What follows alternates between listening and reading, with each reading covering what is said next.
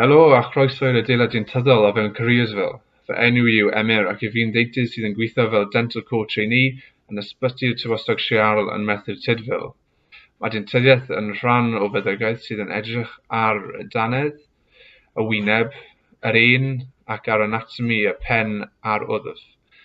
Mae deintyddiaeth yn edrych ar ac yn trin amrywiaeth helaeth o wahanol gyflyrau.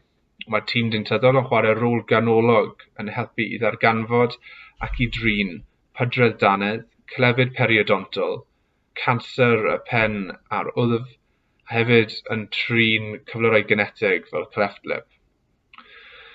Mae'r cyfleoedd y gall gyrfa o fewn deintyddiaeth ddod â chi yn amryw iawn.